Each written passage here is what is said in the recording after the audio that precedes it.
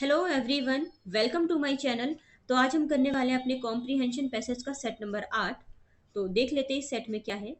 अच्छा देखो, ये जो आया हुआ है ना हमारा, ये है ग्रेजुएट लेवल एग्जाम शिफ्ट 3 में आया हुआ है ये क्वेश्चन हमारा। ठीक है, अब देखो देख लेते हैं क्या बताया गया है इसमें। देखो यहाँ पे बात हो रही है, Sheena was an intelligent girl living in a small town of north India. अब देखो, शीना ना एक इंटेलिजेंट गर्ल है और वो इंडिया में, नॉर्थ इंडिया में स्मॉल टाउन में रहती है। ठीक है, एक कस्बे में रहती है जो कि नॉर्थ इंडिया में है। She wanted to become a doctor but her family's financial condition was not good. और वो देखो एक डॉक्टर बनना चाहती थी, और उसके पर उसकी जो फैमिली का जो फाइनेंशियल कंडीशन है ना वो अच्छा नहीं था। To pursue her dreams she had to find out a way. She decided to work after school. देखो, अपने ड्रीम को पूरा करने के लिए उसको एक काम की तलाश थी। ठीक है, उसको एक काम ढूंढना था जिससे कि अपने वो ड्रीम को वो पूरा कर सके। She decided to work after school. तो वो डिसाइड करती है कि वो स्कूल के बाद कुछ काम करेगी। ठीक है, काम क्यों करेगी? ताकि वो अपने ड्रीम्स को पूरा कर सके, थोड़ा सा मनी अर्न कर सके। ठीक है, देखो नेक्स्ट पे चलते हैं। नेक्स्ट है हमारा, she joined a restaurant where she would work till midnight। वो क्या करती है कि वो एक रेस्टोरेंट ज्वाइन करती है और वहां पे वो काम करती थी मिडनाइट तक। ठीक है, मतलब स्कूल के बाद वो उस रेस्टोरेंट में काम करती थी। She started saving money for her education. और अब क्या हुआ, उसने ना अपने एजुकेशन के लिए मनी को सेव करना स्टार्ट कर दिया। जो भी वहां से उसको थोड़ा सा पैसा मिलता था उसको उसने क्या किया, सेव करना शुरू कर दिया। But the salary was not enough to bear the expenses of medical studies. But जो उसकी सैलरी थी ना वहाँ पे रेस्टोरेंट में, वो इनफ नहीं थी कि वो अपने मेडिकल स्टडीज का खर्चा उठा पाए। मतलब काफी कम सैलरी थी। ठीक है, when her father came to know about her aspirations, he decided to sell his ancestral property without letting Sheena know about it। अब क्या होता है कि जैसे ही उसके फादर को पता चलता है ना शीना के एस्पिरेशंस के बारे में कि अच्छा वो ऐसा करना चाहती है, वो डॉक्टर बनना चाहती है, तो उसके जो फादर है ना वो डिसाइड करते हैं कि वो ना अपनी एंसेस्ट्रल प्रॉपर्टी को क्या करेंगे, बेच देंगे, सेल कर देंगे शीना को बिना बताए, ताकि वो उसके सपनों को पूरा कर पाए। ठीक है, नेक्स्ट पे चलते हैं। देखो, after completing her 12th, Sheena appeared for the joint medical entrance test and secured third all India ranking. क्या होता है, अपना 12th का एग्जाम क्लियर करते ही, 12th क्लास क्लियर करते ही शीना मेडिकल एंट्रेंस टेस्ट में जुट जाती है और वो ऑल इंडिया थर्ड रैंक हासिल करती है, सिक्योर करती है। ठीक है, ऑल इंडिया में थर्ड रैंक आती है उसकी शीना की। तो देखो कितनी हार्ड वर्कर गर्ल थी वो।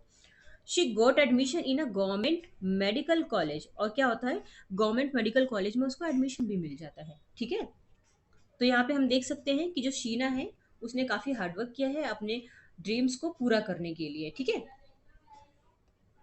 देखते हैं यहाँ पे क्वेश्चंस में क्या क्या है। देखो, select a suitable title for the given passage.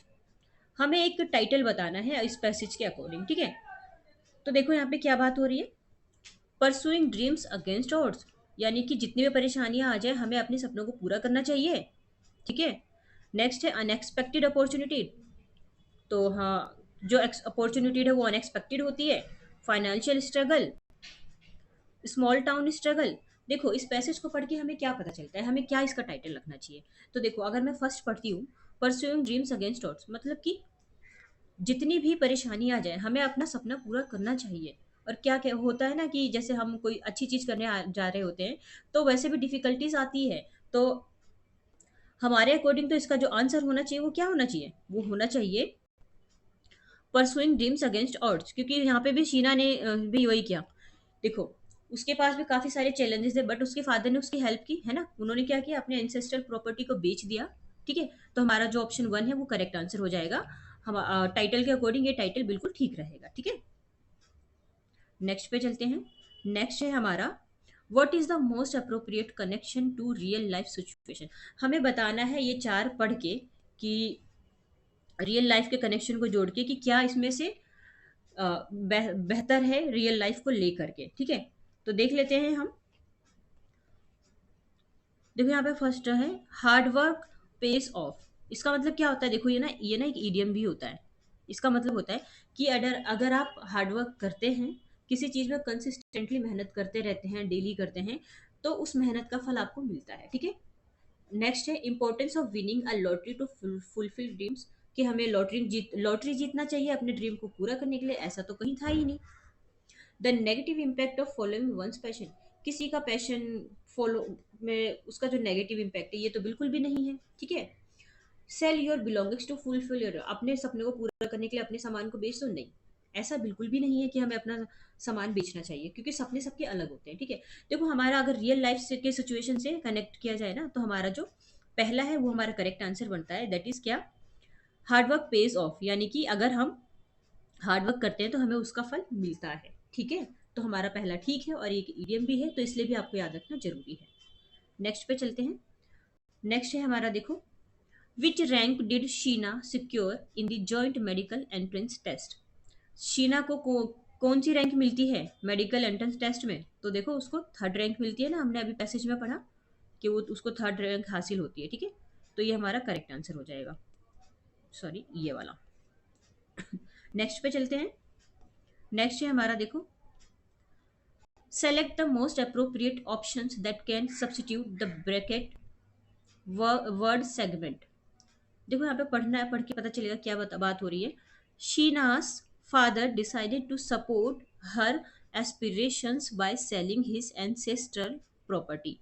ठीक है, तो हमें बताना है एंसेस्टर प्रॉपर्टी क्या होती है। बहुत इजी है, देखो क्या होती है, जो हमारे बाप दादा की जमीन होती है, जो हमारे पुरखों की जमीन होती है, उसी को कहते हैं एंसेस्टर प्रॉपर्टी। ठीक है, नेबर्स प्रॉपर्टी बिल्कुल गलत, रेंटेड प्रॉपर्टी बिल्कुल गलत, प्रॉपर्टी इनहेरिटेड फ्रॉम फैमिली, जो हमें फैमिली से विरासत में मिली है, ये करेक्ट आंसर हो जाएगा। फोर्थ भी पढ़ लेते हैं, प्रॉपर्टी टेकन ऑन लोन, नहीं, तो हमारा जो करेक्ट आंसर है वो क्या हो जाएगा, ये हो जाएगा हमारा property inherited inherited from family. ठीक है,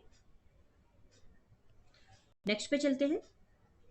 नेक्स्ट क्या है हमारा, देखो, what is the message one gets from this story. इस स्टोरी को पढ़ने के बाद आपको क्या मैसेज मिला। ठीक है, क्या आपने जाना इस स्टोरी को पढ़ने के बाद, जैसे उसने स्ट्रगल किया है या फिर जो भी उसने हासिल किया है, तो देखो पढ़ लेते हैं क्या है इसमें।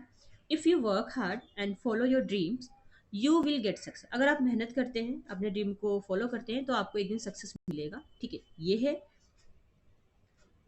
है। नेक्स्ट पढ़ते हैं, it is okay not to follow. अपने ड्रीम को फॉलो नहीं करना चाहिए, तो बिल्कुल गलत है, जो कि पैसे से अकॉर्डिंग है ही नहीं, और ये कॉमन सेंस के अकॉर्डिंग भी नहीं है। Follow your passion but don't hard work, ये भी बिल्कुल गलत है। One should not work hard, हमें वर्क हार्ड ही नहीं करना, गलत है ये।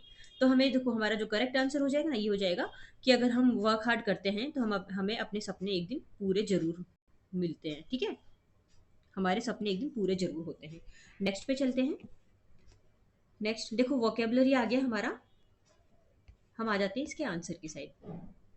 देखो यहाँ पे क्या बात हो रही है, against the odds. Against the odds मैंने बताया था ना, ये एक ईडियम होता है। इसका क्या मतलब होता है, तो इसका मतलब होता है कि despite a lot of difficulty और चैलेंज, मतलब बहुत सारी कठिनाई और चैलेंजेस के बाद भी अपने सपनों को पूरा करना। अगेंस्ट दी वर्ड से पता चल रहा ना, अगेंस्ट है ना, यानी अगेंस्ट दी ओड्स, ओड्स होने के बाद भी हमें अपने सपनों में अगर हम लगे रहते हैं। ठीक है, तो ये या इंपॉर्टेंट है, ईडियम के उससे भी इंपॉर्टेंट है, वोकेबलरी पर्पज से भी इंपॉर्टेंट है। ठीक है, देखो नेक्स्ट हमारा है एंसेस्ट्रल प्रॉपर्टी। तो एंसेस्ट्रल प्रॉपर्टी क्या होता है, ये तो ये होता है हमारा, एक मिनट,